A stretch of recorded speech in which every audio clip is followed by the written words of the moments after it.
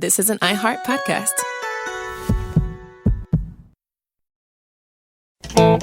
Cars of ICE and Border Patrol. By a past administration, it became almost a culture.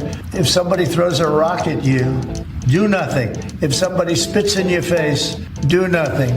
And I say, when they spit, you hit. Do whatever you want. You're listening to the 47 Morning Update with Ben Ferguson. Good Thursday morning. Nice to have you with us on the 47 Morning Update. And we've got two big stories for you coming out of the White House. First up, President Trump has declared that Antifa is a major terrorist organization. What does this mean? Well, it's going to have a big impact on those that are funding the organization and finding out who they are. Also, finally, the Fed cuts rates by 0.25%, signaling 2 more cuts will be coming this year. And it means that Donald Trump was right. Interest rates were far too high, and now the Fed's finally having to admit it. All right, I want to take a moment and I want to talk to you real quick about what you can do to help the people in Israel. It was nearly 2 years ago that the terrorists murdered more than 1,200 innocent Israelis, and they took 250 hostages. Today, it seems as if the cries of the dead and dying have been drowned out by the shouts of anti-Semitism and just pure hatred, not just in America, but around the world. And the most brutal attack on Jewish people happened since the Holocaust, and now it's like they're trying to act like it never happened. Now, this is where it is important for us to stand with the people in Israel. It's a movement of love and support for the people of Israel. And this is where I want you to get involved. It is called Flags of Fellowship. It's being organized by the International Fellowship of Christians and Jews. And on October the 5th, you can stand with Israel and the victims proudly. It's just a few weeks away. Millions across America will prayerfully plant an Israeli flag in honor and solidarity with the victims of October the 7th, 2023, and stand with their grieving families. You can be a part of this movement as well, and that's what I love about what IFCJ does. They're making sure that the world knows there are lots of people of faith in this country and friends and advocates for Israel. They're going to stand with them. You can get more information about how you can join the Flags of Fellowship movement, including your church. There are going to be countless churches around the country. They're going to plant flags as well. So all you have to do to get involved with Flags of Fellowship movement is go to ifcj.org. That's ifcj.org. Stand with Israel on October the 5th. It's just a few weeks away. And if your church you think would want to be involved, you can also find out more about how to get your church to be involved on a special Sunday at ifcj.org. That's ifcj.org. It's the 47 Morning Update, and it starts right now. Story number 1. President Donald Trump has declared that he is designating the Antifa movement as a major terrorist organization. He also stated he will recommend that people or organizations funding Antifa be strongly investigated under the highest legal standards and practices. Now, this announcement came in the wake of the assassination of conservative activist Charlie Kirk, which Trump and his allies say underscores the need to address what they characterize as left-wing extremism. Now, Antifa, you may ask, what is it? Well, they say it's anti-fascist. It's not a single group or with a hierarchy structure. In fact, it's a loosely affiliated ideology where people all the time are saying, I'm a member of Antifa, and then carrying out many times criminal activities. Now, because of the decentralization of it, there's no clear chain of command, which means you have to actually follow the money. Because without formal membership lists or centralized leadership, you got to find out who is funding Antifa and who on the left is writing the checks for so many of the things that they actually do. Now, there are several significant legal obstacles to make this kind of designation meaningful and also enforceable. And that's exactly what the president is doing right now. In fact, if you want to know when this really became a reality, you can go to the White House in the Oval Office just 2 days ago when the president was asked this question about Antifa and what it would mean to designate them a terrorist organization from a member of the press. Take a listen. Do you plan on designating Antifa finally a domestic terror organization? Well, it's something I would do, yeah. If I have support from the people back here, I think we'd start with Pam, I think. But I would, if you give me, I would do that 100%. And others also, by the way. But Antifa is terrible. Are there other groups? There are other groups, yeah. There are other groups. We have some pretty radical groups, and they got away with murder. And also, I've been speaking to the Attorney General about bringing RICO against some of the people that you've been reading about that have been putting up millions and millions of dollars for agitation. These aren't protests. These are crimes, what they're doing, where they're throwing bricks at cars of ICE and Border Patrol. And they come in with a beautiful new car. They're so proud. It's Border Patrol, ICE, it's got whatever it is. And they're throwing rocks at it. And after 50 yards, it looks like an old beat-up vehicle. It was just brand new. It was just bought for the purposes. And they don't have to take that anymore. I let it be known. We'll take responsibility. They don't have to take it anymore. And they don't want to take it. I watched it so sick it made me. For 4 years, I had to sit home and watch people screaming at policemen and spitting in their face, and they weren't able to do anything. They just had a grin and bear. They're standing up like a piece of steel. And a woman, in many cases, women, you can see they're professional agitators. I had one the other night. I had 4 the other night, all in one group, total phonies. I started to scream when I got into a restaurant, something with Palestine. And I said, well, I'm doing a great job for peace in the Middle East. I should get lots of awards for that, right? With the Abraham Accords and everything else. But a woman just stood up and started screaming. And she got booed out of the place, too. There were a lot of people in the restaurant. I went there to show how safe, and it was safe. I mean, the woman is just a mouthpiece. All she was a paid agitator. And you have a lot of them. And I've asked Pam to look into that in terms of RICO, bringing RICO cases against the criminal RICO, because they should be put in jail. What they're doing to this country is really subversive.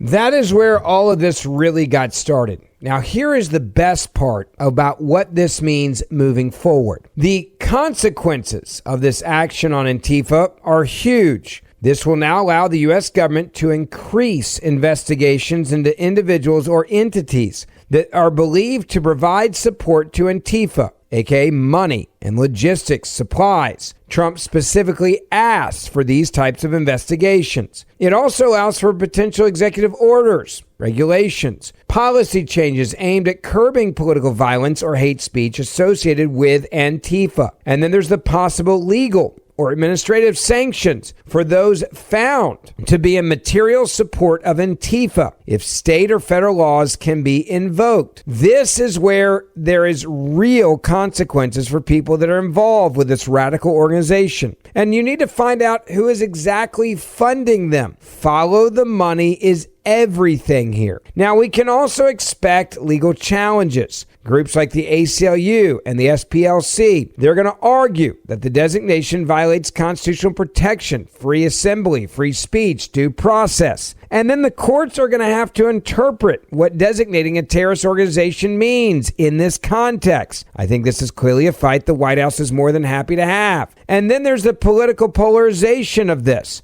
Democrats already coming out and saying that this is a threat to free speech. So let's go back to the president and what he actually had to say after designating Antifa a terrorist organization. Here's how CNN put it as they had to read the president's words. I don't know if you know this, but I've just seen that the president on a social media has announced, "I'm pleased to inform our many USA patriots that I'm designating Antifa, a sick, dangerous, radical left organization, as a major terrorist organization.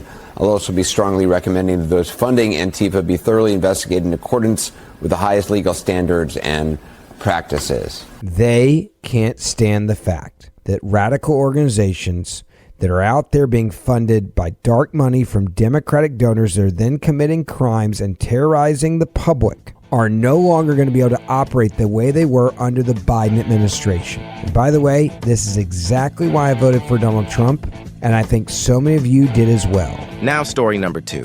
Donald Trump has repeatedly urged the Fed to cut interest rates more aggressively. For example, in June of this year, he called for a full percentage point drop. Also, he said the rates are at least 3 percentage points too high. Now, Trump had criticized the Fed, especially the chair, Jerome Powell, for not cutting sooner or more deeply. He made it very clear he believed that the cuts needed to come and it was holding the economy back. He even talked about the idea that it was time to get rid of Jerome Powell, that he should resign. Well, Jerome is still there, but the good news is, finally, the Feds have cut interest rates by a 1/4 percentage point. And here's how the news hit on CNN. Tell us about this decision, Matt. Yeah, Brianna, the Fed just delivered an interest rate cut, and it is the 1/4 point cut that was widely expected. Now, this is a big deal because it is the first interest rate cut of the second Trump administration, and it's sending a clear message that Federal Reserve officials are more worried about the slumping job market than they are about stubborn inflation. They're acting now to try to shore up the job market before this trouble turns into something worse. And they're signaling this concern in their new statement that they just put out by inserting some new language that I'll read to you now. Fed officials say that job gains have slowed and the unemployment rate has edged up but remains low. Fed officials also say that they have judged that downside risks to employment have risen. Now, at the same time, this statement also says that inflation has moved up and remains somewhat elevated, which just gets at this really difficult situation facing the Fed where they're really trying to fight a two-front war, right? They're trying to fix the job market and they're trying to defeat inflation at the same time. It is really difficult. Now, as far as the voting here, this was actually almost unanimous. It was an 11-1 vote with Fed Chair Jerome Powell, joined by 10 of his colleagues, including Fed Governor Lisa Cook, who the president has tried to fire. The one dissenter is the Federal Reserve's newest member. That's Stephen Myron, the Trump loyalist and White House economist. Not surprisingly, he was in favor of a bigger cut of 0.5 percentage point. Now, looking forward, the key change with the Fed's projections is they're now penciling in a total of 3 interest rate cuts this year. Today's and 2 more 1/4 point cuts. Now, that's a shift from June when Fed officials had previously just penciled in 2 interest rate cuts. Now, what does all this mean to everyone at home? Well, the fact that rates have come down, that could be helpful for people who have credit card debt and people have floating rate debt like home equity lines of credit. But we should be clear, this is not a silver bullet that's going to fix the economy. Interest rates do remain high. The Fed spiked interest rates 3 years ago to try to fight inflation. That amounted to slamming the brakes on the economy.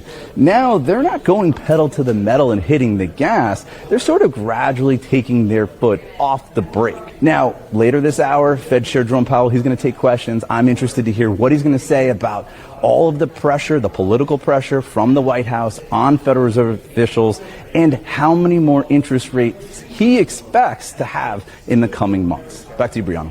I love how they're like, well, this could be good for Americans. This is going to be massive, by the way, for Americans. And this is exactly what the president has been advocating for, saying that we need to move this in the right direction. We also know from what was said by Powell that you can expect that there is a very good chance that more cuts could be coming on the regular. So is this a victory for all Americans? Yes. Is this a big victory for the fact that Jerome Powell said it the way that he described it? Yes. And is it something that we should all celebrate? You better believe it. Jerome Powell in his own words. Under what circumstances would a larger than 25 basis points rate cut be warranted? And how seriously was that option entertained at your meeting this week? There wasn't widespread support at all for a 50 basis point cut today. You know, I think we've done very large rate hikes and very large rate cuts in the last 5 years. And you tend to do those at a time when you feel that policy is out of place and needs to move quickly to a new place. That's not at all what I feel certainly now. I feel like our policy has been doing the right thing so far this year. I think we were right to wait and see how tariffs and inflation and the labor market evolved.